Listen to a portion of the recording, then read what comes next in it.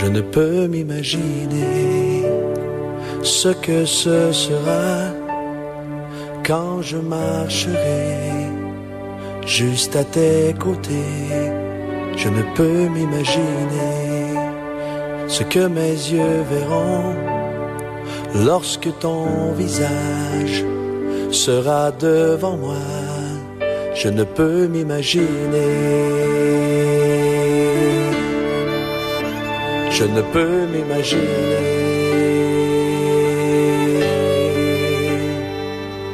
Entouré par ta grandeur, mon cœur va-t-il frémir? Danserai-je pour toi, mon Jésus?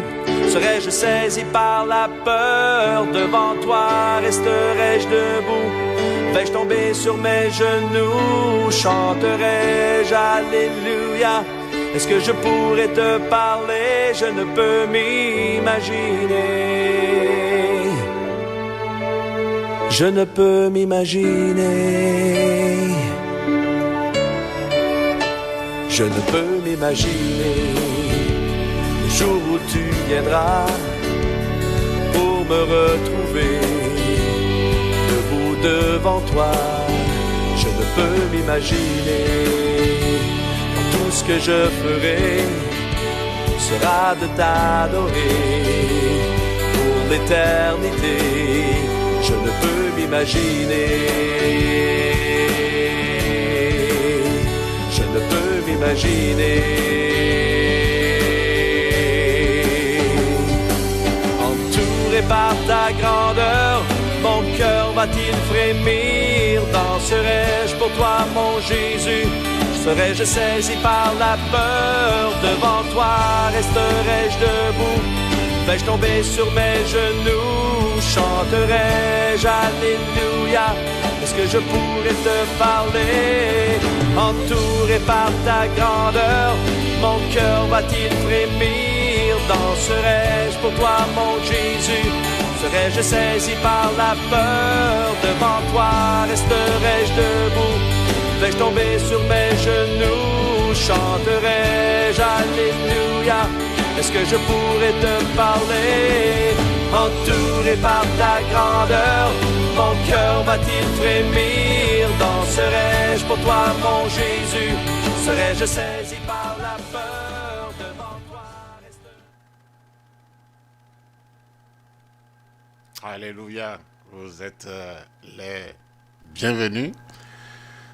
Encore ce matin dans cette émission autour de la parole de Dieu, notre école biblique sabbatique. Nous sommes l'église des Assemblées de Dieu, ministère Restauration. Nous sommes situés dans l'avenue Farrapos, numéro 312, dans la ville de Porto Alegre, au Brésil.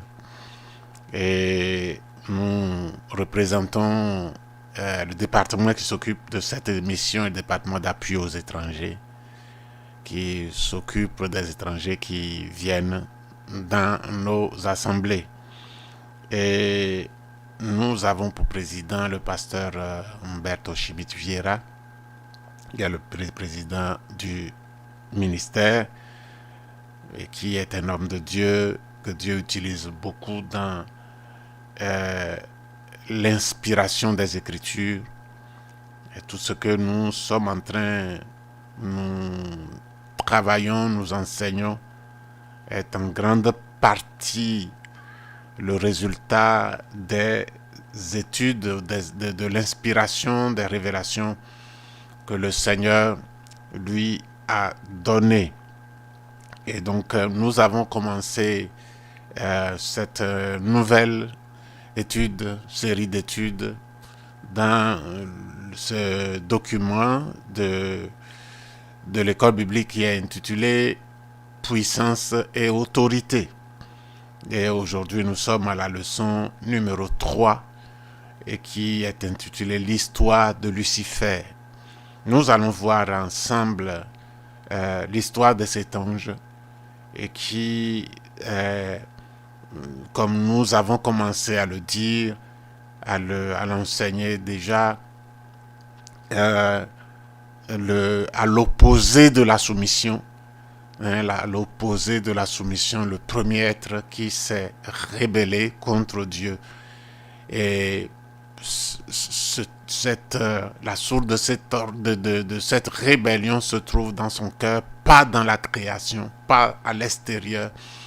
Et Dieu n'étant pas responsable, n'étant pas coupable d'avoir mal fait quelque chose en lui, comme il a donné à tous et à toutes les créatures, à certaines créatures, il a donné le libre arbitre et il devrait l'utiliser. Mais nous allons voir, je ne vais pas dévancer la leçon, nous allons voir ces choses, et l'orgueil étant au centre. Et ce matin, je vous propose de prier et de remettre ces instants au Seigneur, notre Père et notre Dieu, grand et miséricordieux. C'est de notre cœur que nous prosternons devant toi, te reconnaissant comme le Seigneur de l'univers, celui dont les mains nous ont fait. Et à ce titre, nous glorifions ton nom, nous disons gloire à ton nom. Nous n'avons pas de limite, ni de, Seigneur, de réserve à te dire gloire, parce que tout ce qui est créé est à toi, Seigneur. Et toute la gloire, quand on donne toute la gloire des choses créées dans l'univers, il ne reste plus de gloire à quelqu'un parce que tous et toutes ont été créés. Nous bénissons ton nom ce matin. Nous reconnaissons que tu es le Seigneur. Nous reconnaissons que Jésus-Christ est le Fils de Dieu. Il est le Seigneur, qu'il est ressuscité et qu'il est le Maître de l'univers. C'est entre ses mains, entre les mains de Jésus, que se trouve le pouvoir. Tout le pouvoir se trouve. Tout pouvoir m'a été donné dans les cieux, dans le ciel et sur la terre, a-t-il dit. C'est pourquoi ce matin, nous prosternons nos cœurs devant toi. Seigneur Jésus, Seigneur Jésus, sois loué, Harabakanda Labasheya. Alléluia. Sois loué, sois adoré. Et conduis-nous dans cette étude. Règne. Et que nos paroles, Seigneur, soient inspirées de toi. Et glorifie uniquement le Fils qui est la parole vivante de Dieu. Et nous te glorifions et te bénissons ces instants. Prions que tu parles à ton Église. Maintenant, pour ceux qui sont en ligne. Et après, Seigneur, même beaucoup plus tard, tu peux l'utiliser pour glorifier ton nom. Seigneur, le seul objectif que nous poursuivons, que je poursuis, que le ministère poursuit ce matin, c'est de glorifier Jésus. C'est de faire ta volonté au travers de ces choses que nous dirons. Toi seul es digne d'être élevé et béni. Au nom de Jésus. Amen. Et donc, la leçon numéro 3, l'histoire de Lucifer. Et nous allons commencer, et je demande au technicien, à notre frère Christian de partir sur l'histoire de Lucifer. Le test de base est: tu as été intègre dans tes voies depuis le jour où tu fus créé jusqu'à celui où l'iniquité a été trouvée chez toi. Voilà, donc, voyez, si puissant il se montre, Lucifer, il a été créé. Et Dieu l'a créé intègre, c'est-à-dire entier, parfait. Le mot intégrité veut dire parfait, total. Il n'y a rien qui manque chez lui. La perfection était chez lui. Et si la perfection était chez lui, c'est que Dieu n'a laissé rien de mauvais chez lui. Mais à partir de ce jour, il fut créé. Il y a un jour où il a été créé. Jésus n'a pas été créé. Jésus est éternel. À partir de ce jour, Lucifer a dit qu'à partir de ce jour, il a été créé. Nous verrons, Lucifer, c'est je dirais, nous qui sommes des Africains, nous avons des noms qui sont liés à notre origine. Hein? Lucifer, c'est le nom d'origine de Satan. C'est lui-même qui a changé ce nom, hein, par ce qu'il a choisi de faire. Hein, par ce qu'il a choisi de faire. Et personne ne l'appelle maintenant par le nom que Dieu lui a donné. Hein, ou le nom que Dieu lui a donné est traduit jusqu'à pour obtenir Lucifer. Nous allons le voir tout à l'heure. Donc, il a été créé. Il est un être créé. Il n'est pas tout puissant. Il n'est pas omniprésent. Il n'est pas omnipotent. Il n'est pas omniprésent. Et il n'est pas omniscient. Lucifer n'est pas en deux endroits en même temps. Non, il est à un seul endroit. Seulement, il y a une capacité de vite se déplacer. Il a un réseau dans l'univers qui lui permet de se faire représenter rapidement, très rapidement. Et ça, il le peut. Mais il est en un seul endroit à la fois. Il ne connaît pas tout. Il ne connaît pas tout. Sa connaissance est limitée. La sagesse infiniment variée de Dieu, il ne peut pas rentrer dedans. La raison où on peut affirmer ça, même Jésus était dans son nez. Hein? Il a tenté, il avait accès à lui, il a tenté dans le désert, mais il n'a pas compris le plan de Dieu, le plan de salut de Dieu. Il n'a pas compris. Il ne comprend pas. Il comprend les choses, il interprète les choses sur le champ. Sur le champ.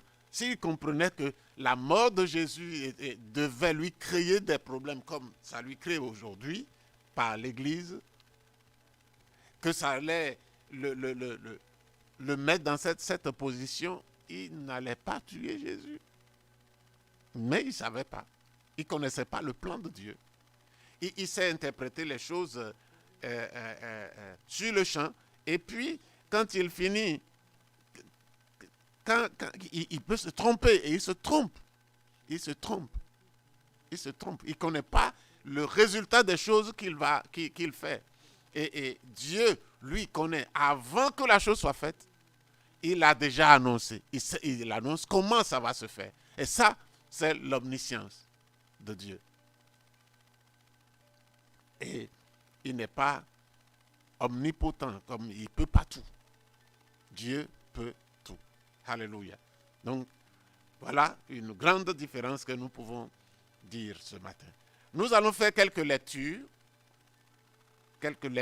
Premièrement en classe, premier verset, Ézéchiel, chapitre 28, verset 14 à 16. Il est toujours, cette lecture est liée à Lucifer, à Satan, dont notre cours propose de s'occuper ce matin. Tu étais un chérubin protecteur aux ailes déployées. Je t'avais placé et tu étais sur la montagne sainte de Dieu. Tu marchais au milieu des pierres étincelantes. Tu as été intègre dans tes voies. Depuis le jour où tu fus créé, jusqu'à celui où l'iniquité a été trouvée chez toi. Par la grandeur de ton commerce, tu as été rempli de violence et tu as péché. Je te précipite de la montagne de Dieu et je te fais disparaître, chérubin protecteur, du milieu des pierres étincelantes. Voilà, premier texte de Ézéchiel 28. Timothée, nous avons Romains 12, 1 à 3. Romains 12, 1 à 3. Je vous exhorte donc, frères, par les compassions de Dieu, à offrir vos corps comme un sacrifice vivant, saint, agréable à Dieu, ce qui sera de votre part un culte raisonnable. Ne vous conformez pas au présent siècle ou au siècle présent, mais soyez transformés par le renouvellement de l'intelligence afin que vous discerniez quelle est la volonté de Dieu, ce qui est bon, agréable et parfait. Par la grâce qui m'a été donnée, je dis à chacun de vous de n'avoir pas de lui-même une trop haute opinion, mais de revêtir les sentiments modestes selon la mesure de foi que Dieu a départie à chacun. Dans 1 Timothée chapitre 6, verset 6, il est dit, c'est en effet une grande source de gain que la piété et le contentement. Donc, ces 3 versets seront notre méditation, notre étude va s'appuyer sur ces 3 versets ce matin. Oui, évidemment, nous en lirons d'autres, mais la base, ce sont ces 3 versets. Nous voyons que dans le premier, il est donné une lecture plus ample, hein, du même passage, hein, duquel le verset de base a été tiré. Ézéchiel, chapitre 14, chapitre 28, verset 14 à 16. Hein. C'est un ange qui était placé, qui était très proche de Dieu, hein, qui était sur la montagne sainte, la montagne où Dieu, hein, le trône de Dieu, ou la partie du ciel où Dieu habite, où il y a le trône de Dieu, où la personne, hein, de Dieu se localise. C'est une montagne sainte. Hein, et des pierres pavées de pierres qui étincellent, des pierres étincelantes. Et c'est là que cet ange Lucifer a reçu, hein, il a été créé pour être proche de Dieu. Et plus tard, nous verrons sa fonction pour être proche de Dieu. C'est un ange de classe élevée, hein, qui était très, très, très proche de Dieu, du trône de Dieu. Et donc, il avait accès à cette montagne, hein, sainte, où Dieu habite. Et il était parfait. Et cette montagne est pavée de pierres étincelantes. Hein, mais quelque chose s'est passé à l'intérieur de Lucifer. Et il a commencé à nourrir des ambitions, a choisi d'aller dans un sens contraire à celui de Dieu. Et il a commencé à faire du commerce. Le commerce, quand on dit que Lucifer fait commerce, aussi j'ai vu ça ici au Brésil également, en Afrique, quand on dit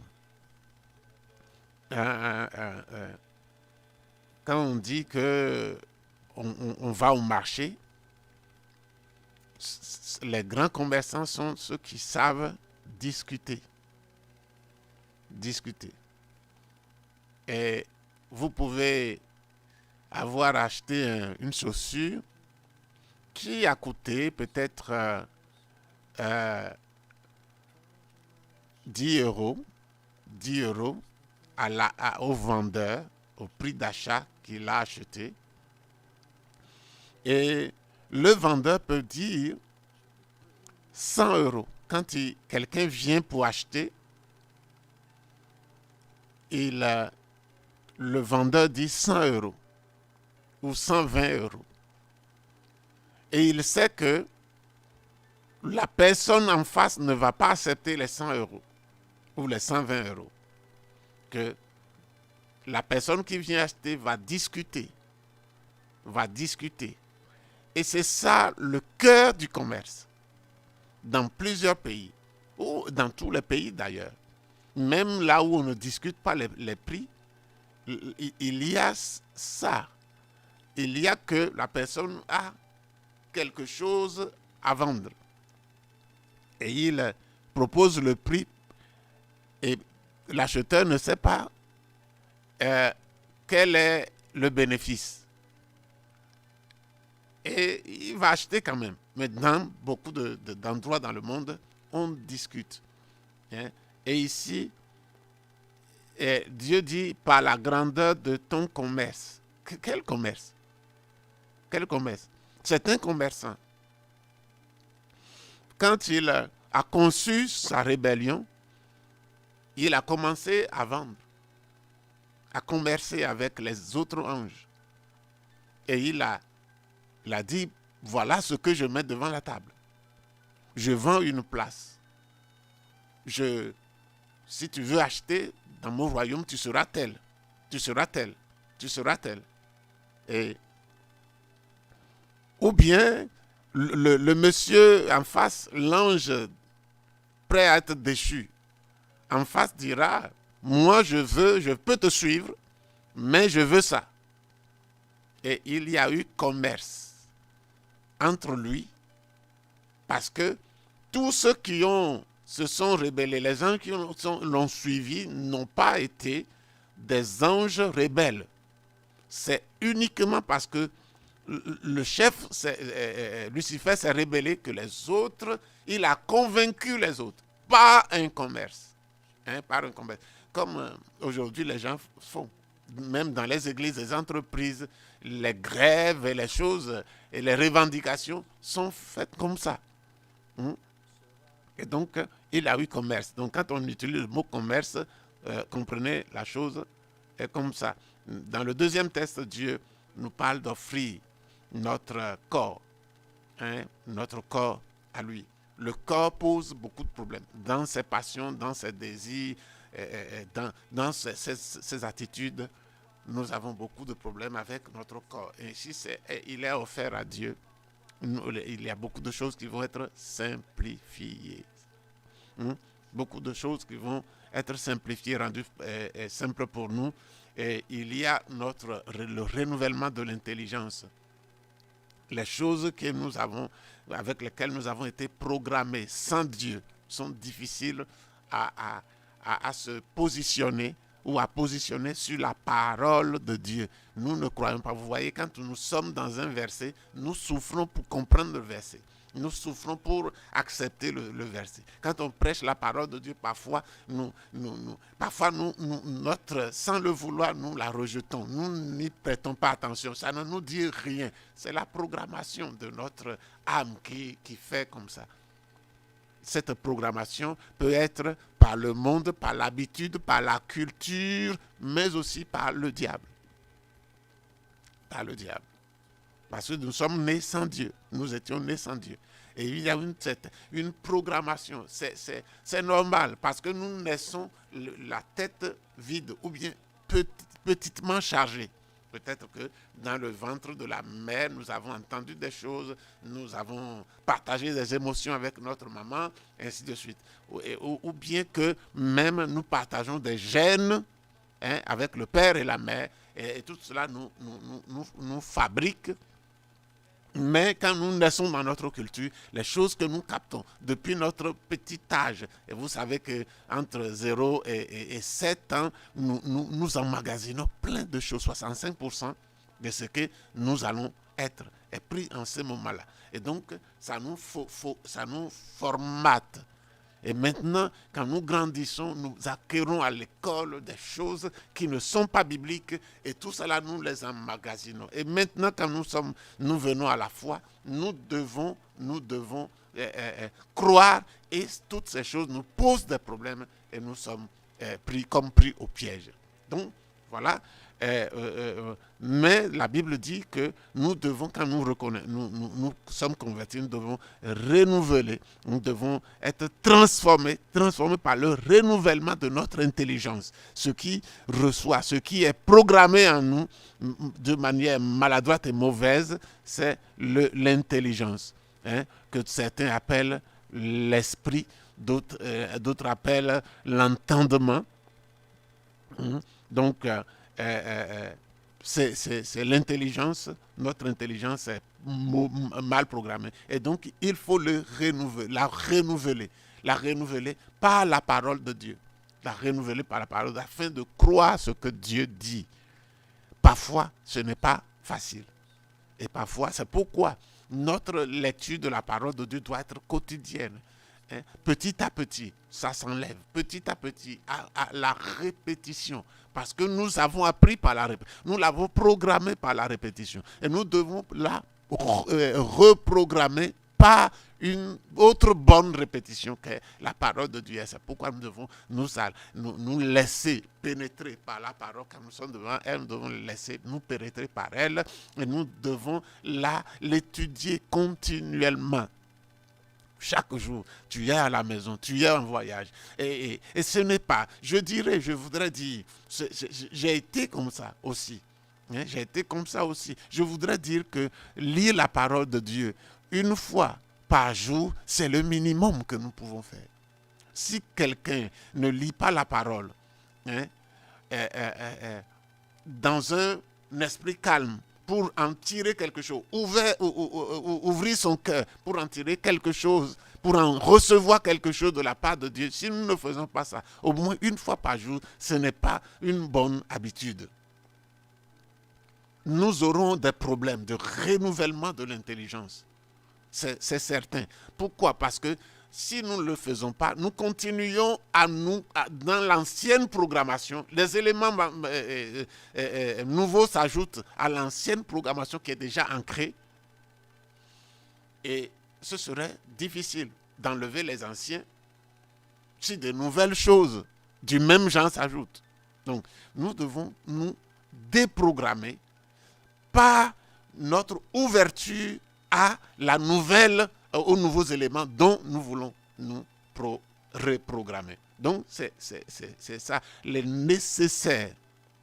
Et quand nous lisons le livre de Deutéronome, nous verrons pourquoi Dieu a dit que la parole, et même Josué dit que cette parole ne s'éloigne point de ta bouche. Médite-le jour et nuit. Jour et nuit. Le jour et nuit, c'est au singulier. C'est-à-dire chaque jour et chaque nuit, médite. Au moins, c'est 2 fois Dieu en fait. Au minimum 2 fois. Si le jour, on pense que c'est une seule fois, et la nuit, une seule fois, c'est au minimum 2 fois par jour. Au minimum. Mais d'autres peuvent concevoir que le jour, tu peux utiliser le jour pour étudier. Plusieurs fois. La nuit aussi, plusieurs fois. C'est bien possible. Mais si vous regardez comment on appelle ça, si vous regardez le résultat dans la vie des gens, vous verrez que ceux qui sont collés à la parole de Dieu produisent de meilleurs fruits. Leur vie est transformée plus profondément que ceux qui s'approchent de la parole rarement. Donc, nous passons à l'introduction. Nous faisons notre introduction et qui dit ceci. Hein? Qui était Lucifer? Comment un être puissant comme lui, étant dans le ciel et proche de Dieu, pourrait-il tomber dans la transgression? Comment le péché avait pu pénétrer un lieu où il ne devrait avoir que la sainteté et avoir atteint un tel être angélique extraordinaire. Hein? C'est ce que nous allons étudier dans cette leçon. Voilà. Donc, on se pose la question de savoir comment est-ce que le péché est entré dans le ciel. Le ciel est parfait, le ciel il est saint, la sainteté de Dieu couvre le ciel, est dans le ciel, et les êtres qui sont créés là sont des êtres parfaits. Comment le péché est entré là? Non seulement dans le ciel parfait, et où existe la sainteté absolue, et dans un être qui est créé de manière parfaite. C'est ce que nous allons voir, un chérubin parfait. Lucifer est un chérubin parfait. Nous allons voir premièrement comment c'est un chérubin d'une classe spéciale d'anges. Hein? Il est un chérubin d'une classe spéciale d'anges. Et puis, nous verrons aussi les attributs et les caractéristiques de Lucifer. Hein? Nous verrons qu'il est parfait, il est beau, il est sage, il est vêtu de pierres précieuses, il était musicien, il était puissant. Il était puissant. Donc, c'est ce que nous verrons tout à l'heure. Il a une fonction, une fonction principale. Là, nous verrons aussi la fonction principale des anges. La fonction principale des anges. Voilà. Donc, c'est ce que nous allons étudier tout à l'heure. Voilà, donc,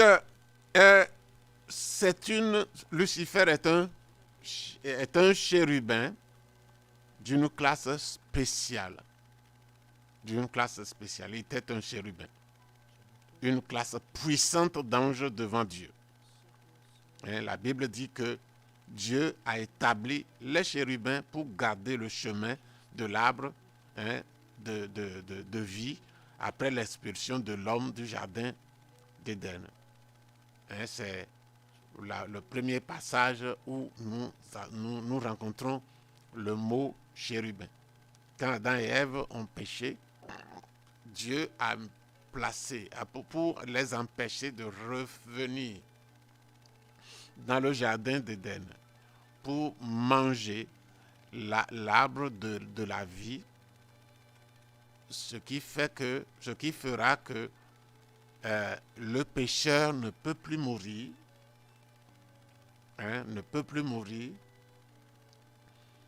Dieu les avait chassés par amour,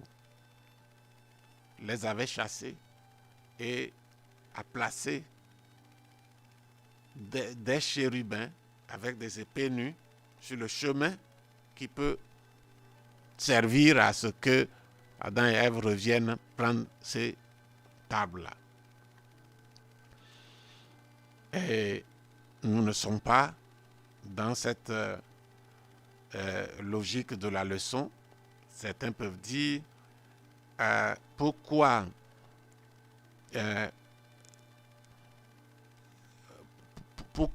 Dieu a empêché de revenir prendre ce fruit.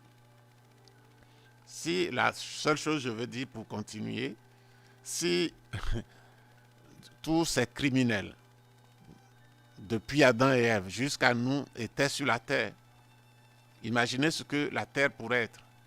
Des gens qui, à un moment donné, Dieu a regardé et les pensées de leur cœur se tournaient uniquement que vers le mal.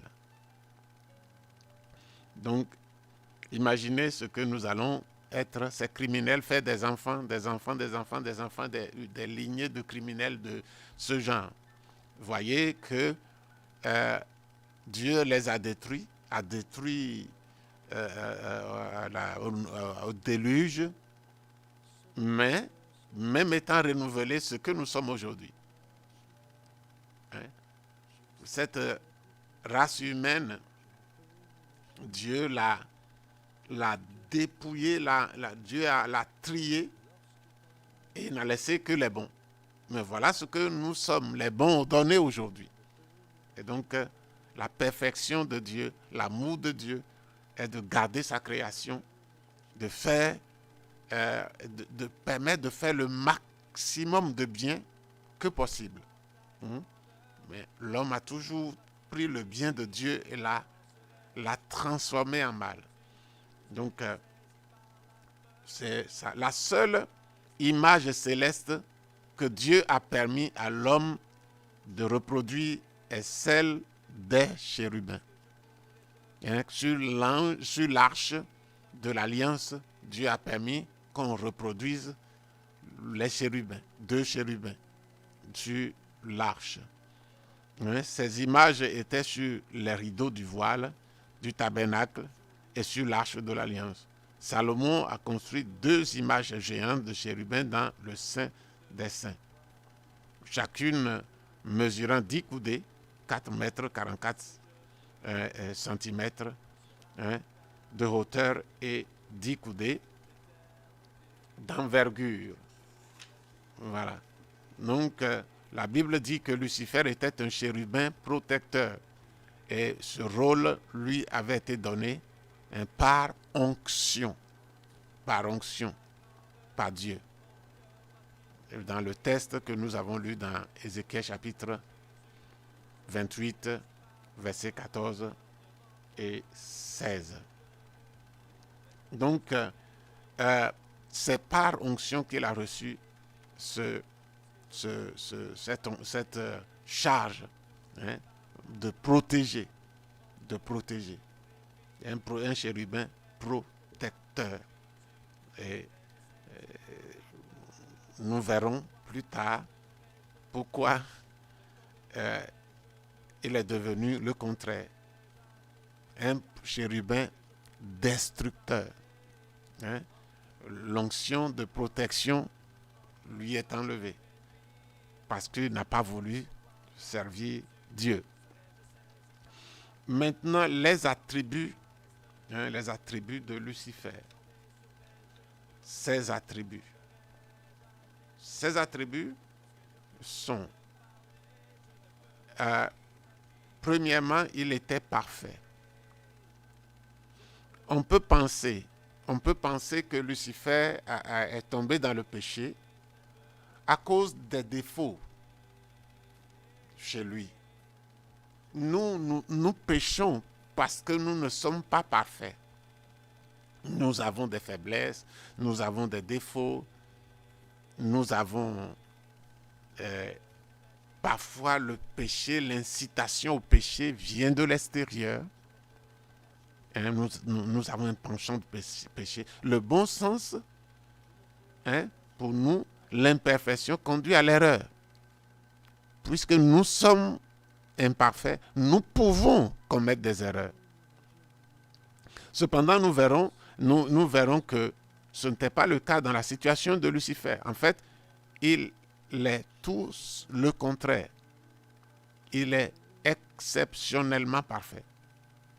Comme nous allons découvrir dans les passages suivants. Il est parfait. On peut attendre qu'un homme pêche, parce que l'homme est imparfait. L'homme a des faiblesses, nous naissons avec des faiblesses, nous naissons avec des manquements, avec des inclinations. Hein, je disais tout à l'heure comment nous sommes programmés, hein, à l'intérieur de du ventre, et puis par les gènes que nous recevons, et maintenant par la culture, par l'application de notre propre volonté, et nous sommes programmés par toutes ces choses. Et alors nous sommes accessibles au péché. Mais nous pouvons commettre des erreurs. Mais Lucifer, non. Il est tout le contraire. Il a tout de parfait. Il n'habite pas un endroit qu'il a programmé mal. Il habitait un endroit parfait. Et donc, il était parfait. Dans Ézéchiel chapitre 28, versets 12 à 15, il a dit, il était parfait. Hein? Tu étais parfait. Une chose parfaite est une chose qu'il est impossible d'améliorer. On ne peut plus améliorer. Une chose qui est parfaite, c'est une chose qu'on ne peut plus améliorer. C'est impossible, c'est parfait. Il n'y a pas de faiblesse, de rien dedans. Hein? Par conséquent, Lucifer représentait le summum, le top de perfection de la création de Dieu. Il n'y avait rien en lui qui aurait pu être amélioré. Il était parfait. Donc, comprenez premièrement quand nous disons qu'il est parfait, il est vraiment parfait. Rien de mauvais chez lui. Rien à pouvoir être amélioré. Dieu a poussé sa qualité, hein, de cet ange au summum, au plus haut niveau. Il était beau. Hein, il était beau. Il était beau. Parmi les motifs esthétiques donnés par Dieu à ses créatures, Lucifer était beau dans tous les aspects. Sa voix, son apparence, sa taille, tout le concernant manifestait la beauté créée par Dieu. Dieu a mis un certain génie dans l'aspect physique, dans l'aspect je dis physique l'apparence, l'apparence. Il a mis beaucoup dans l'apparence. Pourquoi? Peut-être parce qu'il était proche de Dieu.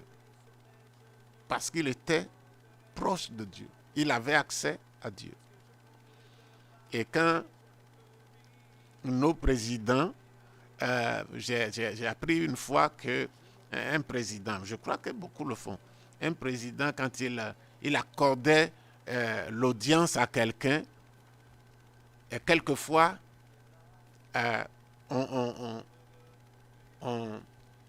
on fait aller la personne dans la douche pour qu'il se lave. Et quelquefois, si tu n'es pas bien habillé, on va te donner un costume là-bas. Et puis, pour que tu entres dans la présence du président, parfait, bien habillé. Bien habillé. Pour d'autres, on doit te maquiller, on doit te peigner, on doit t'arranger avant que tu ailles. Et Dieu, comme c'est le monarque universel, le sommet, le créateur de tout, le souverain absolu de tout l'univers, et qu'il a la possibilité de créer, et il a créé à ce point. Et il était beau. Il lui avait donné aussi de la sagesse. Dans le Ézéchiel 28, 12, 17. Il était sage. Les talents et les dons, ces talents et ces dons ne sont pas seulement liés à son apparence. Il était aussi beau à l'intérieur, à l'extérieur et à l'intérieur. Et à l'intérieur, c'est la sagesse. Dieu lui a accordé une sagesse extraordinaire pour qu'il sache faire les choses qu'il doit faire. Pour qu'il sache faire. Nous verrons tout à l'heure qu'il était musicien, mais je ne crois pas que ce soit seulement musicien. Il doit s'occuper d'une panoplie de choses qui méritent la sagesse, l'usage de la sagesse. Et donc, c'est ainsi que Dieu l'a fait. Il était très sage. Une sagesse extraordinaire. Il était vêtu de pierres précieuses. Dieu lui a donné un vêtement, une décoration extérieure de pierres précieuses. Outre ses qualités intrinsèques, Lucifer était vêtu des plus belles et plus précieuses choses du ciel. Dieu l'a vêtu, toujours dans le cadre de sa proximité avec Dieu. Il l'a vêtu de pierres précieuses. Il était étincelant. Non seulement il marchait sur les lieux étincelants, des pierres étincelantes, mais lui-même était vêtu et il était beau. Il était beau et il est vêtu de pierres précieuses. Il était musicien, parce qu'il parlait de Ésaïe chapitre 14, verset 11, parle de ce que sa harpe, le son de sa harpe était connu dans le ciel. Quand Lucifer joue de la harpe, tout le monde sait que celui qui joue là, ce n'est pas n'importe qui, c'est Lucifer qui joue. Il est possible qu'il ne soit pas le seul à jouer, mais quand il prend la harpe, et tout le ciel sait que Lucifer est en train de louer Dieu, d'adorer Dieu, de jouer pour le plaisir de Dieu. Vous voyez, quand quelqu'un doit donner le plaisir, quand vous regardez les eunuques de l'ancien temps, les eunuques étaient des gens de confiance des rois. Ils leur permettaient d'aller même dans la chambre des femmes parce qu'ils sont eunuques. Ils s'occupaient de tout et ils étaient beaux. Ils étaient beaux. Ils étaient vraiment beaux, bien corpulents et beaux. Et parce qu'ils sont dans la présence des rois terrestres. Et Dieu a fait aussi Lucifer pour être pour s'occuper d'un certain nombre de choses et de la musique. Mais la Bible parle clairement de ce qu'il était musicien.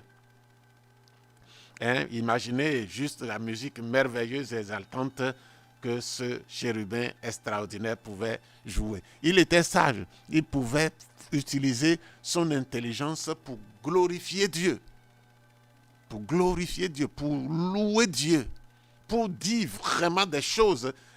David dit que sa bouche soit comme la plume d'un habile écrivain. Dieu donne de la sagesse pour un but. Peut-être cette sagesse-là, c'est pour louer Dieu d'une manière particulière, que les autres anges ne peuvent pas.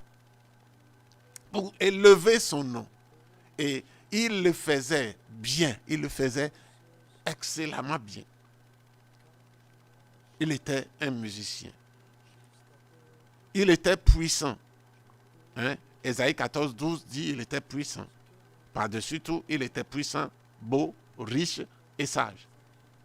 Voici, en résumé, qui était Lucifer. La Bible appelle l'ensemble de ses qualités talent et richesse de l'éclat de Lucifer.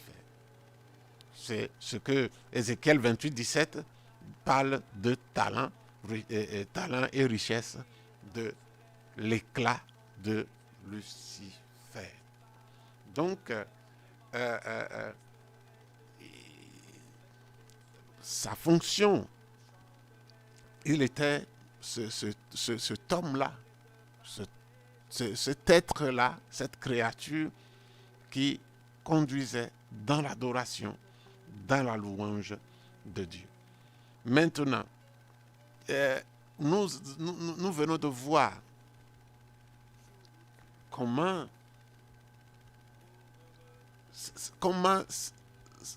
cet être a été créé, la perfection, toute la sagesse, la beauté intérieure et extérieure que Dieu lui a donnée. Maintenant, la grande question, c'est de savoir d'où vient le péché chez lui. Il habite le ciel, où il n'y a pas de péché.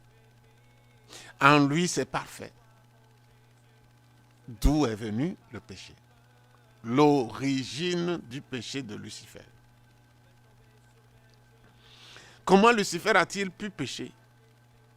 Si Dieu a fait les anges sans péché, la Bible ne dit pas qu'il est tombé parce qu'il avait du péché en lui. En fait, il n'y a pas de péché dans le ciel. Il n'y en a pas. C'est pourquoi, quand Dieu, ayant le projet de nous envoyer au ciel, de prendre l'Église, Dieu ayant ce projet, s'occupe, après nous avoir sauvés, après que nous ayons dit à Dieu, Seigneur, nous ne pouvons pas, sauf le salut, sauf que c'est un don gratuit. Et Dieu s'est occupé du péché. Ce n'est pas nous qui lui avons demandé, c'est lui-même qui voulait nous sauver. Et il est venu nous sauver. En prenant nos péchés sur lui. Mais, même qu'il a pris le péché, il doit travailler sur nous. Parce que nous avons été une machine. Et l'odeur du péché est restée en nous, dans notre âme. Les habitudes sont restées. Et Dieu s'occupe de nous façonner pour que nous arrivions là selon sa mesure. Il veut nous éduquer pour que nous arrivions à un certain niveau qui, une fois arrivé au ciel, parce que nous irons au ciel avec notre âme. Seulement pas notre corps, comme ici. Ce serait un corps glorifié, un corps spirituel. Donc, il s'occupe de nous dépouiller du péché. quelquefois, et pas quelquefois, et ça fait mal.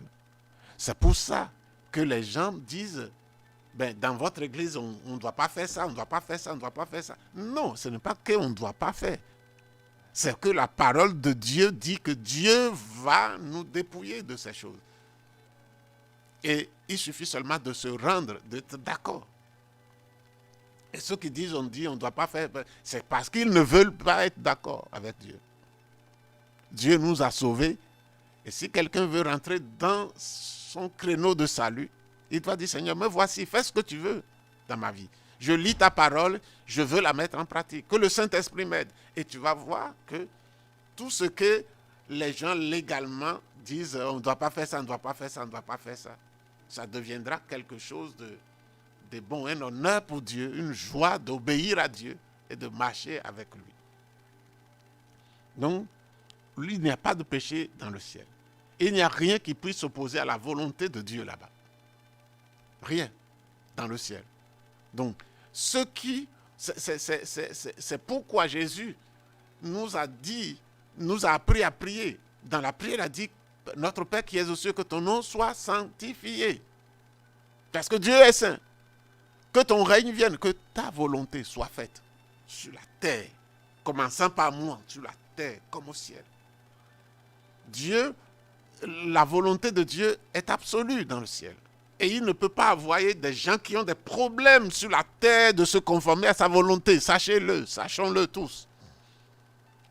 N'iront au ciel que ceux qui sur la terre sont réellement ouverts, décidés, compris et se sont livrés à Dieu en disant que ta volonté soit faite. Que ça me fasse mal, me fasse pleurer, que ta volonté soit faite. Jésus a dit, si quelqu'un veut venir après moi, qu'il renonce à lui-même, qu'il jette sa volonté loin et qu'il prenne sa croix. Et la croix, ce n'est pas une chose agréable.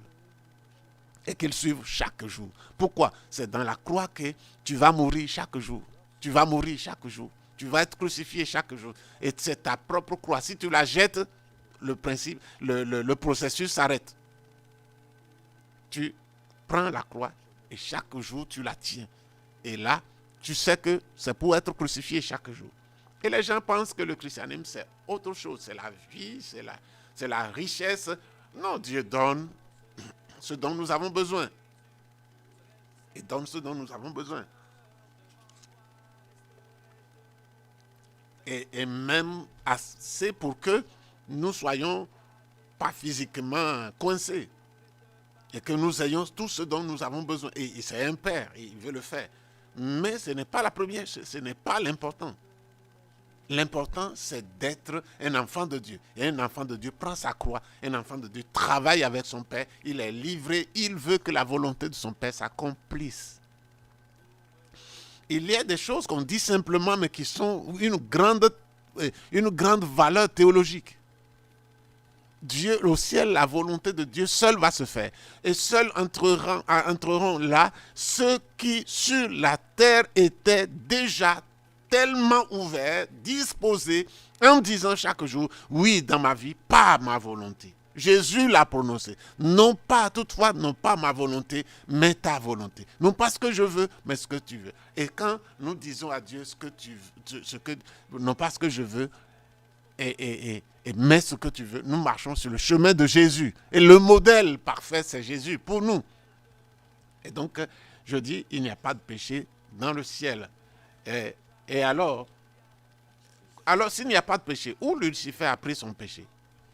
Voilà. Premièrement, nous allons voir l'origine du péché d'abord. Pas du péché tout court, pas du péché de Lucifer. Premièrement, le péché vient de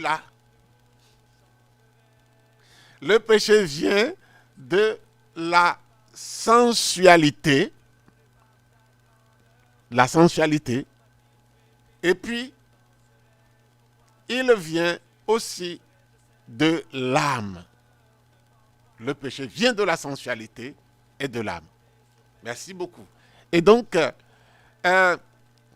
parlant de la sensualité, le péché est généré par le désir d'une satisfaction illicite du corps et de l'âme.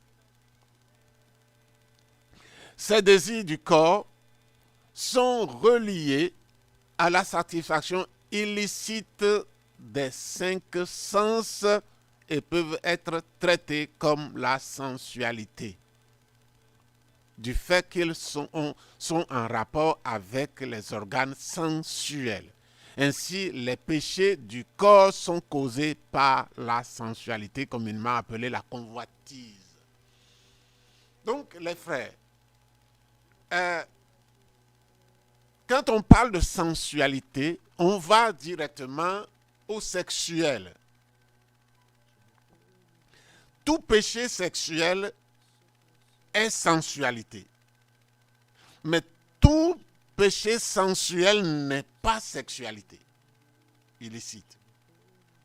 Donc, le sexuel est une partie de la sensualité.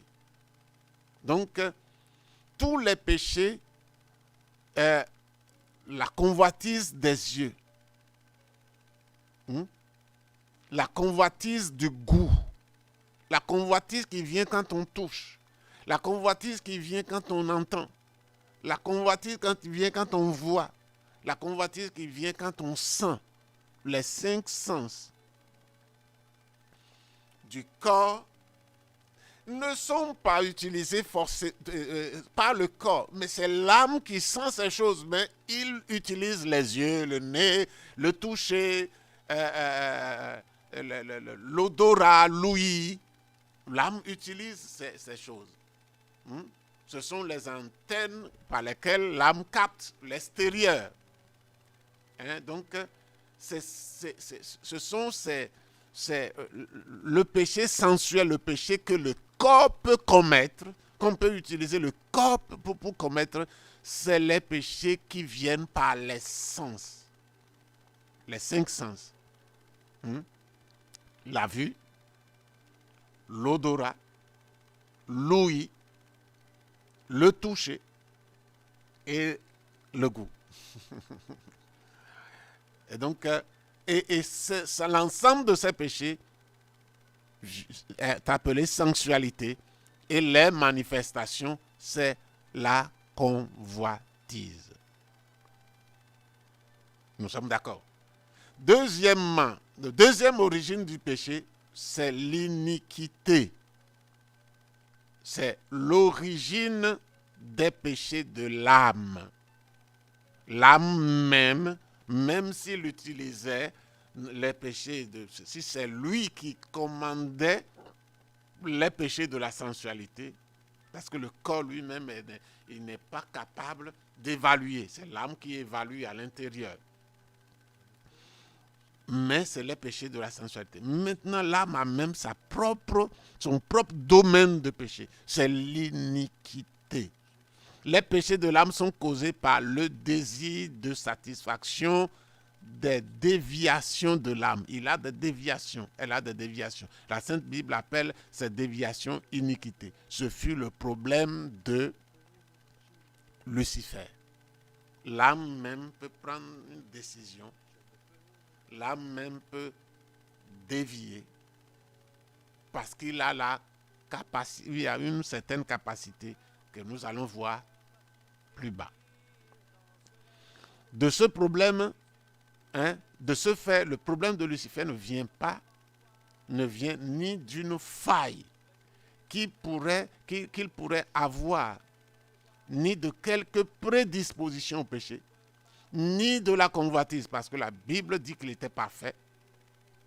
La Bible dit que le problème de Lucifer était l'iniquité qui s'est manifestée chez lui. Maintenant, voyons, nous sommes en train de voir l'iniquité. Voyons ce que c'est que l'iniquité. Le mot iniquité vient du mot hébreu ével, ce qui signifie généralement l'injustice. Et avant de définir l'injustice, nous pensons que nous allons passer par la justice. Avant de dire avant de comprendre qu'est-ce que c'est que l'injustice, nous allons voir ce que c'est que la justice. La justice est attribuer à chacun ce qui lui est dû. La justice, être juste, c'est attribuer, c'est avoir la capacité d'attribuer à chacun ce qui est juste. En ce qui concerne des personnes, c'est traiter les égaux de manière égale. Le juste vient et dit celui-là et c'est avec celui-là. Hein? Ils sont égaux. Il va les traiter toujours de manière égale. C'est être juste. Ça. C'est traiter de manière égale, les égaux de manière égale. Et les inégaux de manière inégale. Si on dit celui-là a un poste élevé, l'autre a un poste élevé, plus bas. Le patron ne peut pas donner le même salaire, les mêmes avantages. Le fait, c'est être le contraire d'être juste. C'est être contraire de juste.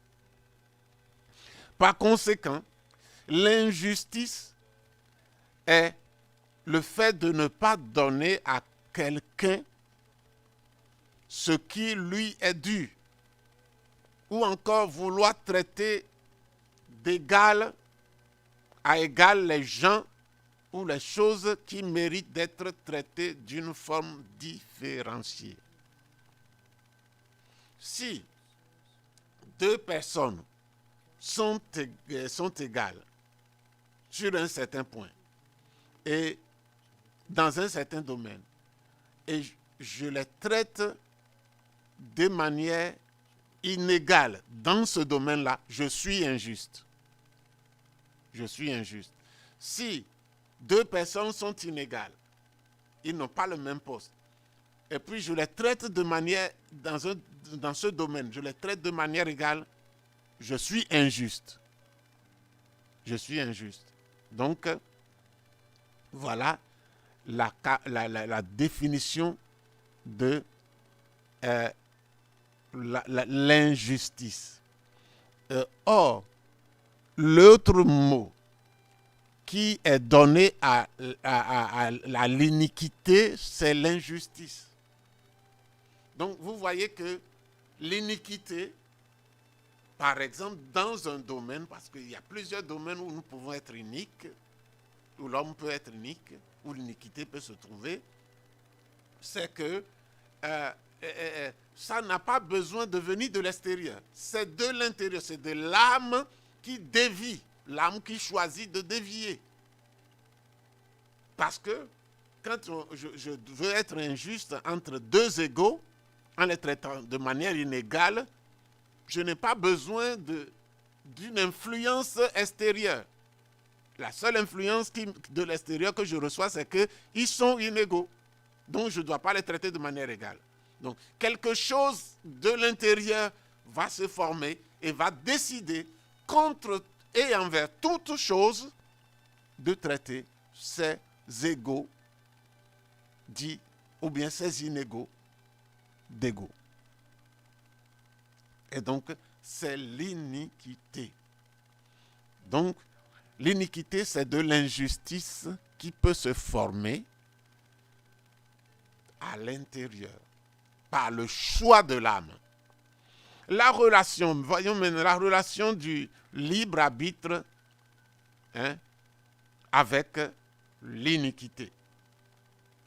La possibilité d'attribuer une valeur, un honneur ou une chose quelconque à quelqu'un vient du libre arbitre. La possibilité, écoutez bien, la possibilité d'attribuer une valeur, un honneur, une chose quelconque à quelqu'un vient du libre arbitre. La possibilité de faire justice à quelqu'un existe uniquement lorsqu'il y a des possibilités de faire des choix. On ne peut dire qu'on veut faire justice à quelqu'un, on n'est pas obligé. C'est lorsqu'il y a la possibilité des choix. Ainsi, en donnant aux anges la capacité d'honorer et d'adorer Dieu, pour être juste, Dieu leur a donné automatiquement la possibilité de refuser d'honorer et de l'honorer, de l'adorer. Donc la possibilité d'être injuste. Quand Dieu a donné le libre arbitre aux anges, inévitablement, il a ouvert la porte à la possibilité d'iniquité. Dieu a voulu à un certain moment, et comme nous le disions la dernière fois, il a créé des êtres inanimés qui n'ont pas de vie comme l'homme a. Les anges et les hommes l'ont. Et chez les anges et les hommes, il leur a donné quelque chose de plus que la Terre qui gravite autour du Soleil à une certaine vitesse et à une certaine fréquence. Hein? Il y a des lois qui les gèrent, nous l'avons vu, mais pour l'homme, ce n'est pas comme ça. L'homme doit prendre une décision. Dieu a voulu des créatures comme ça, et c'est lui qui a créé. Et il leur a donné, par son plaisir d'être des gens qui choisissent, qui peuvent aller à gauche, mais qui choisissent d'aller à droite. Et il leur a dit, son plaisir se trouve dans ça. Et il a créé. Lui-même, il s'est dit, je vais créer, et il a créé. Aucun homme n'a demandé, aucun ange n'a demandé qu'il soit créé. C'est Dieu qui a créé. C'est lui, pour son bon plaisir, qu'il a fait. Et donc, il a dit, il a donné le libre arbitre pour que les anges et les hommes sachent l'honorer, l'adorer volontairement. Et c'est ainsi qu'il a procédé. Les formes de manifestation maintenant quand nous voyons les formes de manifestation du libre arbitre, c'est des caractéristiques des formes de manifestation de l'iniquité sont remarquablement affichées dans les trois domaines. Dans ce qu'on est, l'iniquité peut se produire dans ce qu'on est, dans notre apparence et dans ce qu'on peut avoir. Dans notre apparence, dans ce qu'on peut avoir. Alors, je voudrais, avant de m'arrêter pour écouter un peu pour souffler un peu en musique, je veux dire la manifestation des iniquités et les péchés les péchés que ces iniquités produisent. Quand l'iniquité est formée dans notre être,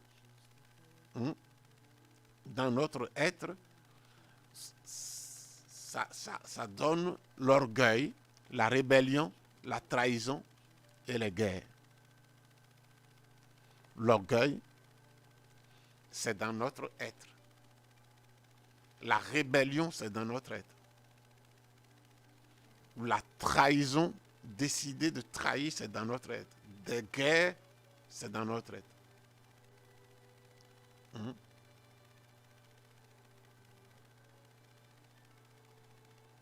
Donc, ici, l'iniquité manifestée dans notre être, c'est l'orgueil. Mais les péchés qui sont produits, c'est la rébellion, la trahison, les guerres. Maintenant, les iniquités manifestées dans l'apparence, dans le paraître, c'est la vanité, l'apparence qui fait que je m'habille, je veux paraître sur Facebook, sur Internet, je veux me montrer, je veux m'habiller d'une certaine manière, je veux me chausser d'une certaine manière, me coiffer d'une certaine manière. Je vais vêtir, je vais acheter un costume d'un certain prix. Ça, c'est paraître. C'est l'iniquité manifestée, c'est la vanité. Quelqu'un, il veut paraître dans la vanité. Alors, il y a l'ostentation, il va mettre des choses pour choquer la vue des gens, pour attirer les regards. Il va avoir l'ostentation, l'envie, l'émulation et la fausseté. La fausseté. Maintenant, le péché de posséder, d'avoir, l'iniquité d'avoir, c'est la cupidité. Donc, il y a l'orgueil, la vanité et la cupidité.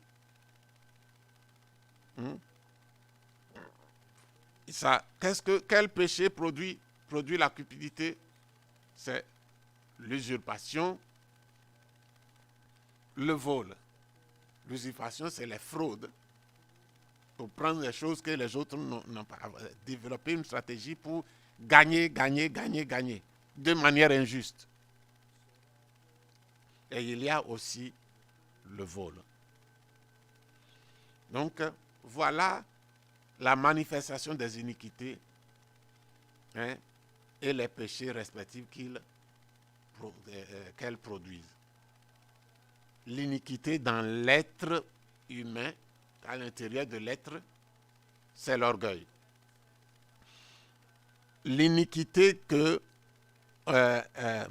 on peut avoir en nous, qu'on ne voit pas, qui n'est pas le produit d'une pêche externe, mais dedans, c'est la vanité. L'iniquité d'avoir, de ce qu'on a, de posséder, c'est la cupidité. C'est vouloir être riche. Et ça donne l'usurpation, c'est-à-dire la fraude, le vol. La vanité donne l'ostentation, on veut se montrer. Et quand on n'a pas, on envie. Et même quand on a que quelqu'un montre plus que nous, on envie la personne. Et on agit de manière fausse. C'est la fausseté. Nous ne sommes pas nous-mêmes. Donc, voilà ces trois iniquités que nous pouvons avoir. Donc, nous verrons tout à l'heure la relation du péché avec l'iniquité. Comment l'iniquité peut générer le péché. Nous allons écouter une petite intermède musicale. Je demande aux techniciens de nous mettre de la musique. De parler, entouré par ta grandeur, mon cœur va-t-il frémir? Danserai-je pour toi, mon Jésus? Serai-je saisi par la peur devant toi?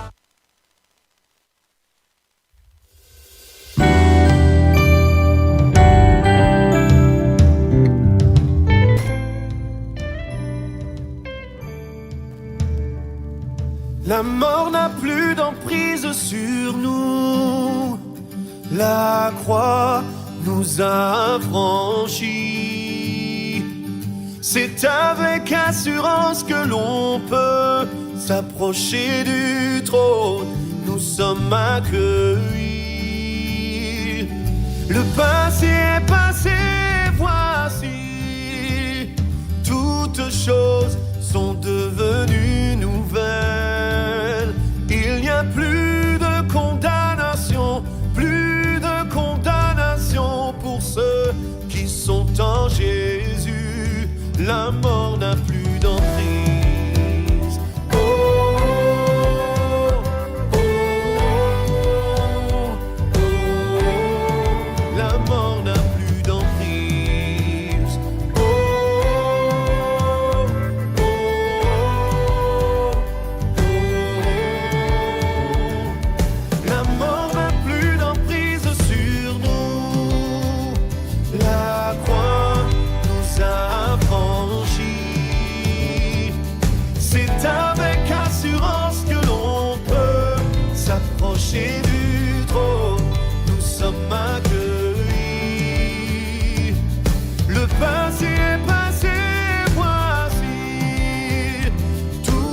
choses sont devenues nouvelles. Il n'y a plus de condamnation pour ceux qui sont en Jésus. La mort n'a plus d'emprise. Oh, oh, oh, oh. La mort n'a plus d'emprise.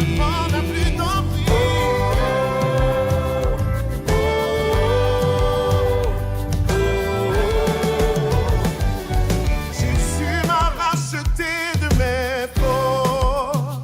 Son sang parle en ma faveur. Le voile est déchiré, je peux m'approcher du trône. Il est mon Seigneur. Passé, voici.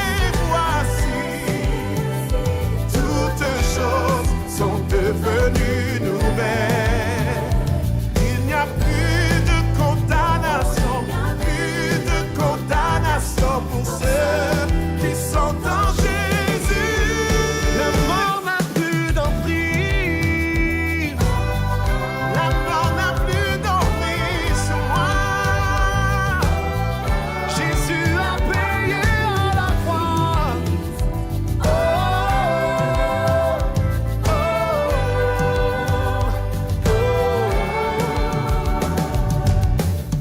Il a dépouillé les dominations en triomphant à la croix. Et ce même esprit de résurrection est celui qui vit en moi.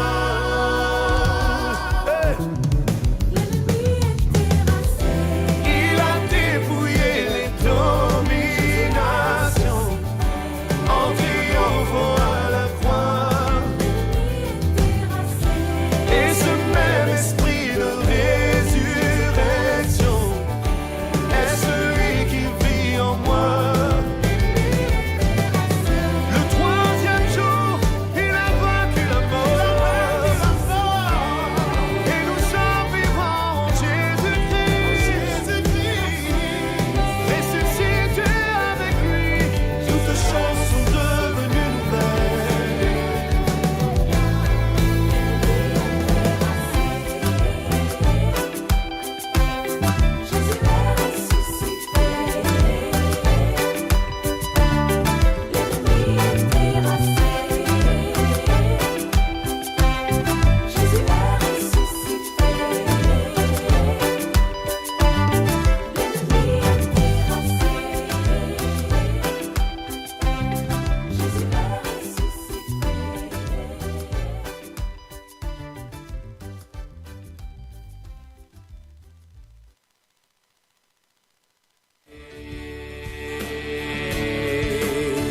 Je ne peux m'imaginer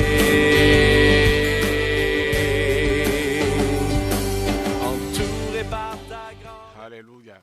Donc voilà ce que nous étions en train de dire. Les trois domaines, c'est l'être de l'iniquité, c'est l'être, l'iniquité qui correspond à l'être. Quelqu'un qui veut être, c'est l'orgueil. Quelqu'un qui veut paraître, c'est la vanité. Quelqu'un qui veut posséder, c'est la cupidité. Hein? Donc, ces trois iniquités sont la source des péchés de conséquence. Les péchés de conséquence, c'est des péchés qui, une fois que ces trois iniquités sont dedans, vont produire des conséquences visibles. Si quelqu'un peut être orgueilleux et ne rien produire, l'orgueil peut être dans son cœur, peut être formé dans son cœur, mais ne rien produire. Mais bientôt, il va produire. Et ce qu'il va produire, c'est péché de conséquence. La vanité peut être là, sans que, de toute façon, l'apparition de la vanité dans le cœur de quelqu'un, la vanité vient avant sa manifestation. Donc, c'est ce que je voulais expliquer. La cupidité vient avant la fraude, avant le vol, avant toute forme de manifestation dans le monde physique de quelque chose. Donc c'est ce que nous voulons dire. Ces trois iniquités sont la source des péchés conséquences. Les péchés conséquents n'existeraient pas sans ces sources-là. C'est-à-dire les péchés qui mènent directement à la satisfaction illicite des désirs, également illicite du corps et de l'âme. C'est dans ce sens que la Bible dit que toute injustice est un péché. Toute injustice est un péché. Même dans le cœur, c'est un péché. Et cela signifie que chaque fois que l'iniquité est pratiquée, satisfaite, elle produit inévitablement le péché. Quand l'orgueil est satisfait, il produit l'orgueil qui est l'iniquité, il produit la rébellion, la trahison ou quelque chose. Quand la vanité est satisfaite, produit le péché qui est l'ostentation, va faire quelque chose que les gens vont voir, l'envie, la fausseté, l'émulation, ainsi de suite. Le but de tous les péchés de l'âme est de satisfaire à ces trois iniquités. L'âme veut satisfaire ces trois iniquités, orgueil, vanité, cupidité. Donc, quand c'est dans l'âme, l'âme va chercher à la manifester, à produire ce péché, cette iniquité. Tous les autres péchés qui ne viennent pas directement de ces iniquités sont des moyens de les satisfaire. Tous les autres péchés qui ne viennent pas de ces trois sont les moyens de les satisfaire. Ainsi, le mensonge, par exemple, bien qu'il ne soit pas directement connecté à ces iniquités, est un péché instrument utilisé pour parvenir à la satisfaction de n'importe laquelle d'elles. Le mensonge peut être utilisé pour satisfaire les péchés liés à l'orgueil, les péchés liés à la vanité, et ainsi de suite. Puisque le péché signifie désobéir à la loi de Dieu, pour qu'il y ait péché, il est indispensable qu'il y ait une omission, omettre de faire ce qui devrait être fait, ou un acte criminel, faire ce qui ne doit pas être fait. La notion de justice, ou autrement, de son manque, du manque de justice qui est l'injustice, précède l'action criminelle, ou l'omission. J'espère que vous comprenez. Personne ne peut commettre une omission de péché sans l'avoir décidé à l'intérieur. Ça précède. Personne ne peut produire un crime sans l'avoir décidé, sans que l'âme ait choisi intérieurement de faire ce crime. Même si l'acte est tellement proche de la décision interne, c'est toujours comme ça que ça se fait. Cette notion contraire à la justice est l'iniquité. Nous l'avons déjà définie. Ainsi, à chaque fois qu'il y aura péché, il y aura eu iniquité. Chaque fois qu'il y a péché, il y aura eu iniquité. Bien que l'iniquité ne génère pas toujours le péché. Le sentiment d'iniquité peut être latent à l'intérieur de quelqu'un pendant une longue période, une période plus ou moins longue, jusqu'à ce qu'elle soit extériorisée, libérée, en produisant une omission, un refus de faire ce qui doit être fait, ou bien une action contraire à la loi, appelée péché. C'était le cas de Caïn, quand Dieu lui a dit que le péché était couché à sa porte et que son rôle était de dominer sur lui. Vous savez, Caïn avait déjà pris la décision de tuer son frère. Il est triste et Dieu dit, Caïn, tu n'agis pas bien. Si tu agis bien, tu vas relever ta tête. Dieu n'était pas venu voir Caïn fâché. Pourquoi? Parce que Caïn n'avait pas encore commis de péché. L'iniquité était dans son cœur, mais il n'a pas encore satisfait. Et Dieu est venu à son aide. Comment Dieu est bon? Il est venu à son aide, dit Caïn, tu es triste. Si tu fais bien, la prochaine occasion, tu vas réussir. Et puis tu peux faire correctement. Ce n'est pas tard, Caïn. Ne sois pas triste. Mais le péché, la manière dont tu te comportes, le péché se couche à ta porte.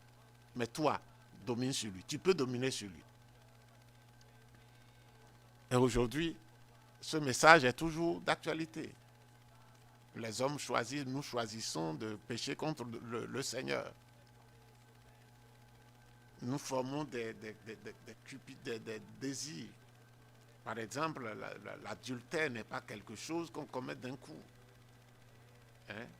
Le vol, c'est pas quelque chose qu'on commet d'un coup. C'est quelque chose qui est formé, qui est là. Quelqu'un qui peut voler, cette capacité est déjà en lui. Il y a des gens, 1 million tombe de la poche de quelqu'un, il l'appelle et le lui rend.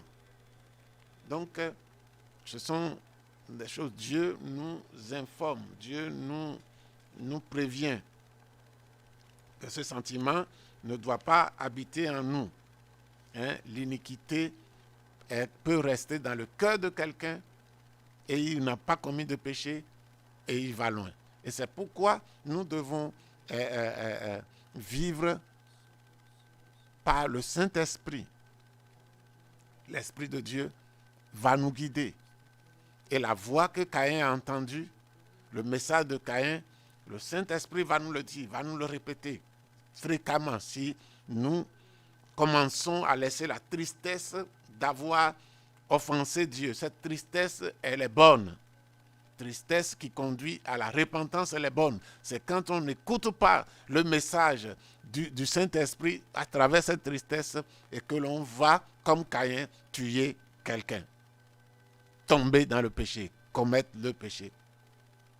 Il y a maintenant l'implication, les implications de l'iniquité dans la vie du chrétien, dans la formation du péché et la position que celui-ci doit avoir par rapport à l'iniquité. La Sainte Bible appelle l'iniquité et la sensualité de cupidité ou de convoitise.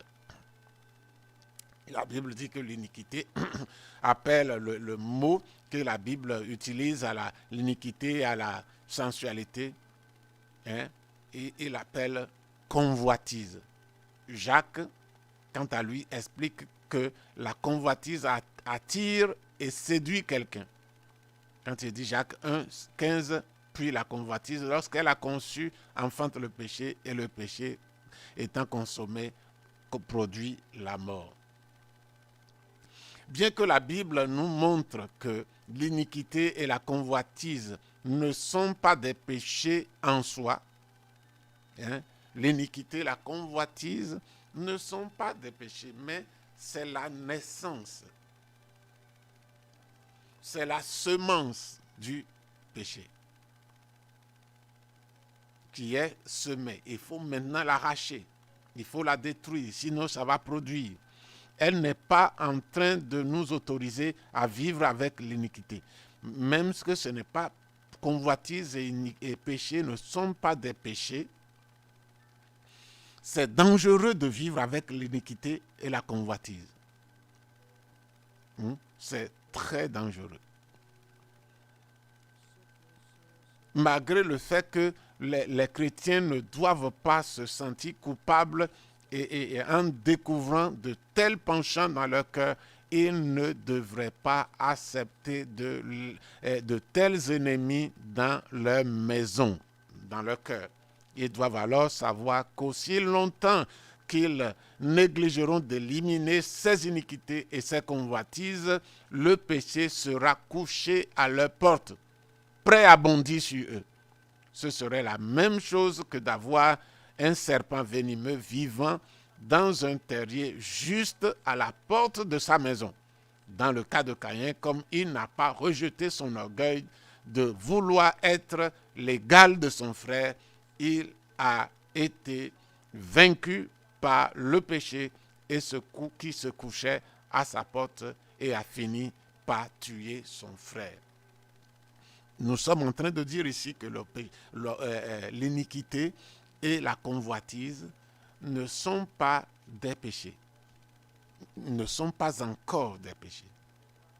C'est quand nous donnons le temps pour qu'ils se manifestent à travers quelque chose de condamnable, qu'il soit omission ou que ce soit une action contraire à la loi de Dieu. C'est en ce moment-là qu'on parle de péché. Mais si quelqu'un découvre dans son cœur l'orgueil, dans son cœur la vanité, dans son cœur la cupidité, qu'il n'attende pas que ça se manifeste avant de commencer à s'affairer à tuer cette affaire, à tuer cette chose-là. Parce que c'est un serpent qui se couche là. Et quand on ne le tue pas, il va nous tuer. Il va nous tuer. Donc, c'est ainsi que nous devons agir pour vaincre le péché qui se couche à notre porte. Ce n'est pas sage de dire, comme ce n'est pas encore le péché, c'est pas grave. Non, c'est grave. Parce que tout péché a une racine. Et c'est ça déjà la racine. Et ça va produire l'arbre bientôt, si on n'arrache pas. Donc, la sagesse est de détruire. Si Caïn avait su faire agir ainsi, il n'aurait pas eu de problème. Alors, nous allons à la troisième partie, la génération du péché en Lucifer. Comment le péché est sorti de sa vie. Alléluia. Gloire à Jésus. Donc, nous verrons que comment l'iniquité est-elle apparue dans le cœur de Lucifer. Puis, nous définirons la définition et la manifestation de l'orgueil. Puis, nous verrons les causes et les conséquences de la chute de Lucifer, absence de faute de la part de Dieu, la conséquence de l'orgueil de Lucifer, puis la conclusion. Donc, tout de suite, l'orgueil est l'iniquité trouvée chez Lucifer. Nous revenons. Nous avons fait un tour général, mais maintenant, nous voyons comment le péché est apparu en Lucifer. C'est l'orgueil qui a été trouvé chez lui. L'orgueil qui est l'iniquité qui a été trouvée en Lucifer. Comment l'iniquité est apparue dans le cœur de Lucifer. Ce qui est réellement arrivé à Lucifer est que ses qualités, unies à son libre arbitre, au fait qu'il était libre de choisir, l'ont amené à penser qu'il était plus que ce qu'il était. Vraiment. Au mieux, plus que ce que Dieu lui avait fait de lui. Il est arrivé à penser ça. Il est arrivé à penser qu'il était plus que ce qu'il était. Qu'il était plus que ce que Dieu l'avait créé à être.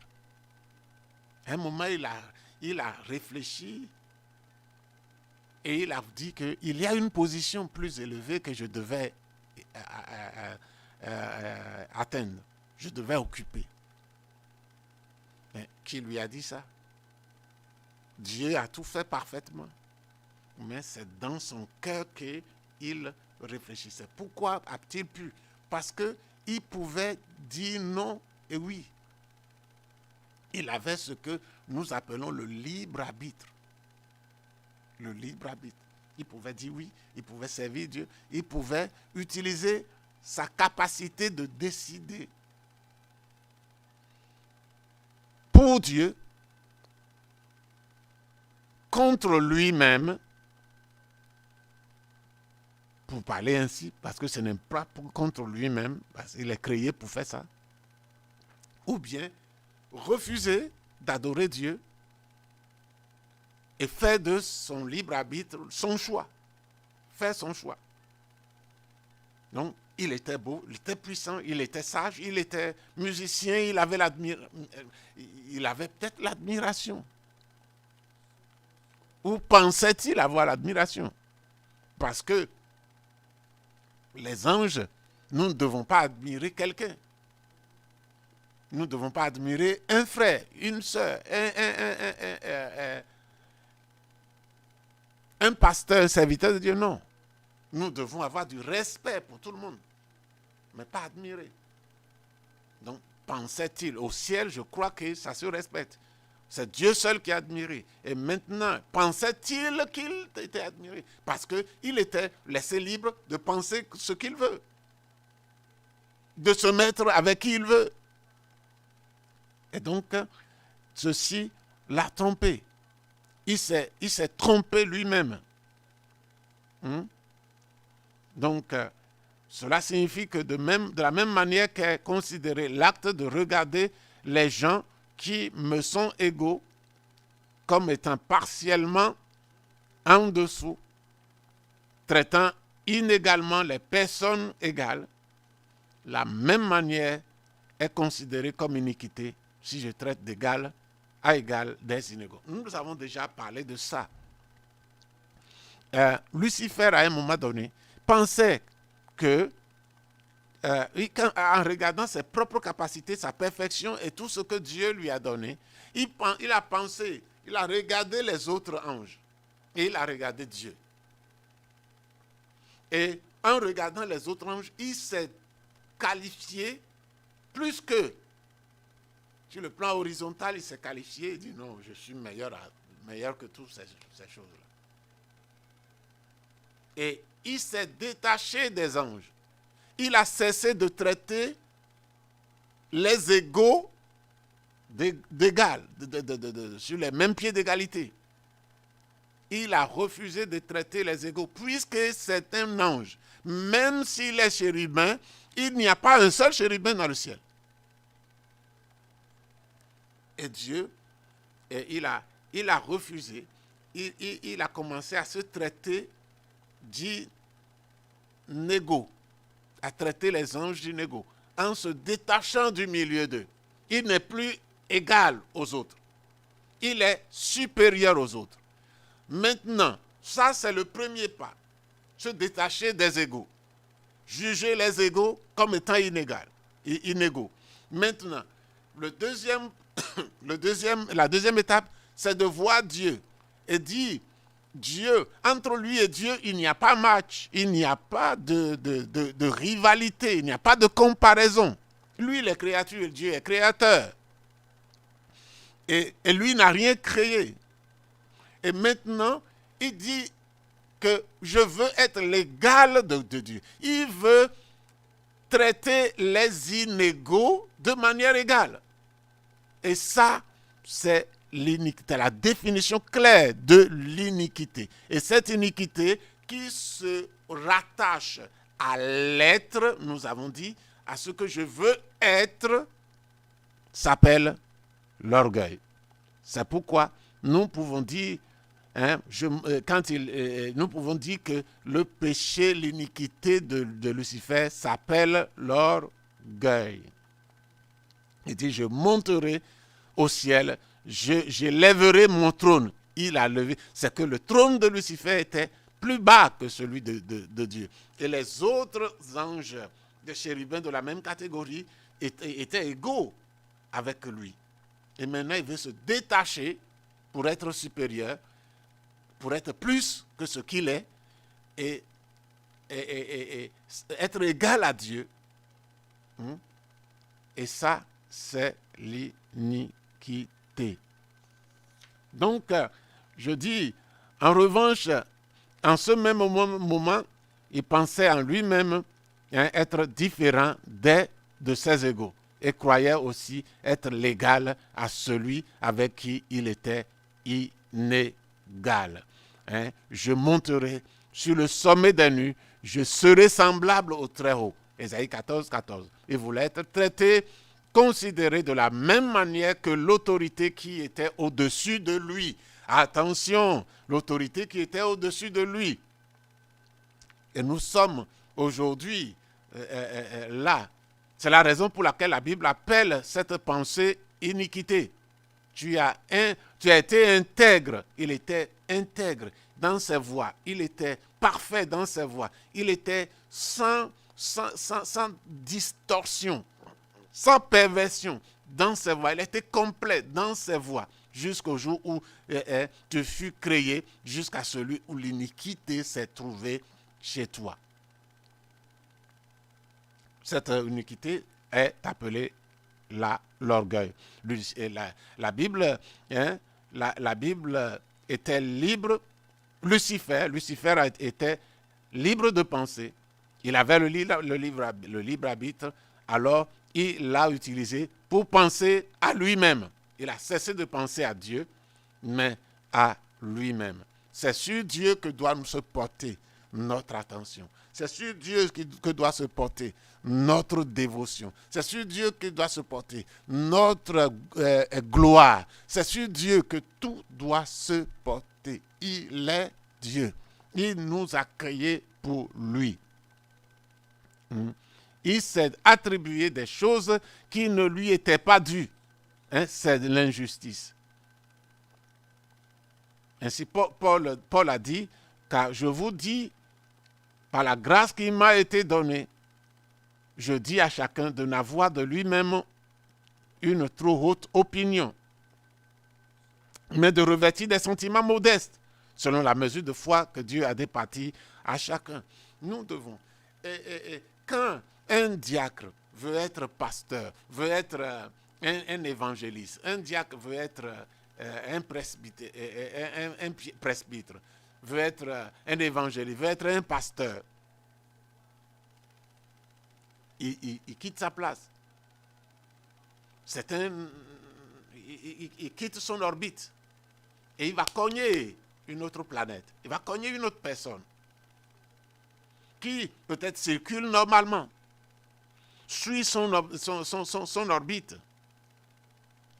Dans l'Église, nous devons accepter être ce que nous sommes, ce que Dieu nous a donné. Paul conseille ici de ne pas avoir une trop haute opinion de soi, mais de revêtir des sentiments modestes.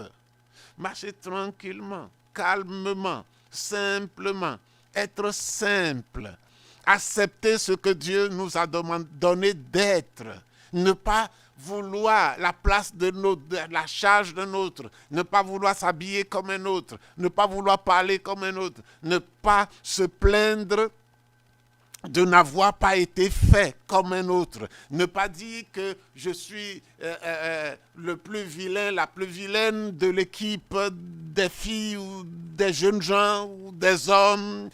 Non, Dieu a donné à chacun un don. Même en matière de foi, il a départi à chacun de nous une mesure de foi. La foi que nous utilisons pour marcher avec le Seigneur, ce n'est pas notre foi, c'est la foi que Dieu nous a donnée. Cette foi, si c'était pour nous, tout le monde allait pouvoir aimer Dieu, tout le monde allait pouvoir croire au Seigneur, tout le monde allait pouvoir devenir chrétien ou croyant en Jésus-Christ de tout leur cœur. Mais ce n'est pas, c'est Dieu qui nous a donné. Il nous a donné la foi. Et il nous a tout donné. Et nous devons rester dans les limites que Dieu nous a départies et vivre sans nous comparer à quelqu'un, mais avoir une dévotion selon les moyens, la foi, les capacités que le Créateur nous a données, puisque nous avons à utiliser ces capacités. Et si elles sont moindres à notre avis, beaucoup à notre avis, c'est vis-à-vis de lui. Et si nous jugeons que c'est moindre, c'est pour dire que Dieu est injuste, c'est pour envier. Si c'est pour si c'est pour dire que nous en avons beaucoup, c'est pour tomber dans l'orgueil. Et toutes ces choses sont péchées. Et chacun est appelé à rester dans son créneau humblement. On t'a fait connaître, ô homme, ce qui est bien. Et ce que l'Éternel demande de toi, c'est que tu pratiques la justice, que tu marches humblement. Tu aimes la miséricorde et que tu marches humblement devant ton Dieu. C'est comme ça que Michée dit, Michée chapitre 6, le verset 8. Donc, Dieu nous a dit de marcher humblement. Et Lucifer est allé pour atteindre là où il n'a pas été créé pour atteindre. Il s'est détaché de ceux avec qui il a été créé d'égaux, au lieu de se comporter comme un petit, laissez-moi utiliser, c'est un petit chérubin par rapport à Dieu, je veux dire, un petit chérubin parmi les chérubins, et continuer à servir Dieu, ça n'a pas été son choix. Et parce qu'il était beau, parce qu'il croyait qu'il était différent, et il croyait qu'il pouvait choisir comme il veut. Dieu ne refuse pas que nous choisissions comme nous voulons, mais chaque choix a ses conséquences.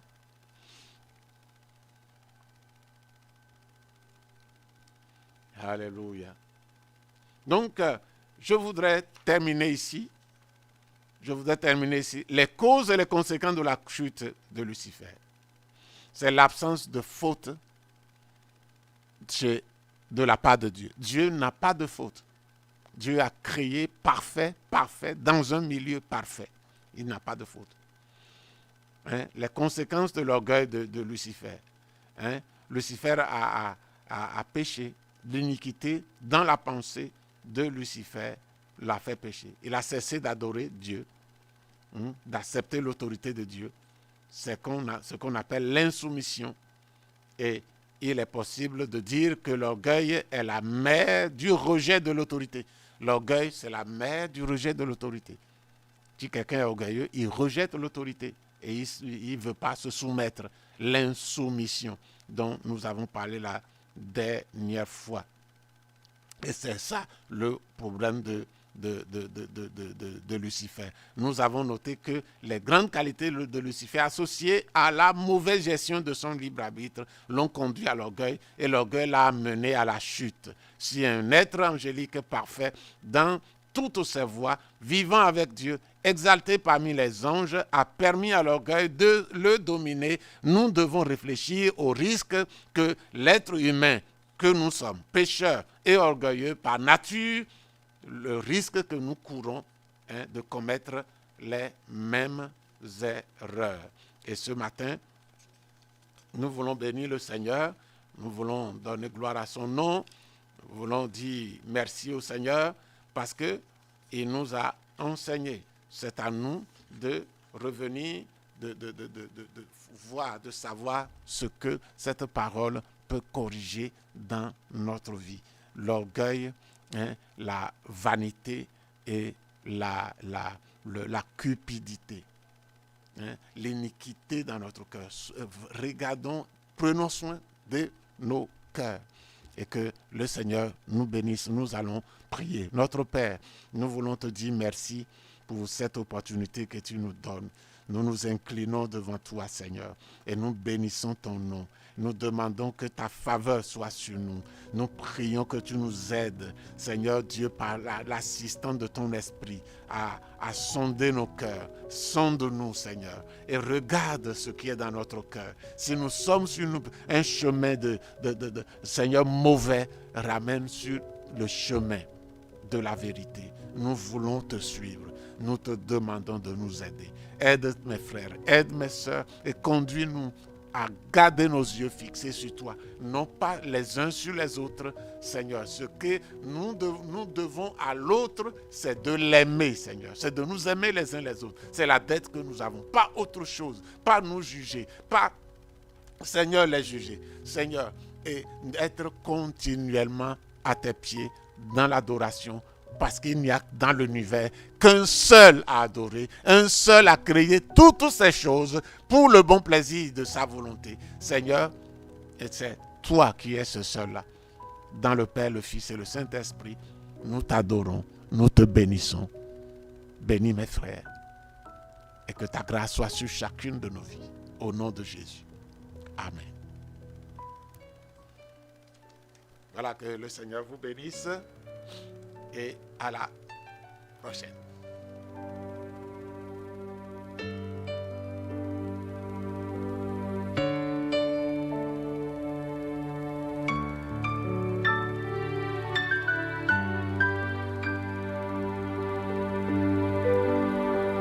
Je ne peux m'imaginer ce que ce sera quand je marcherai juste à tes côtés. Je ne peux m'imaginer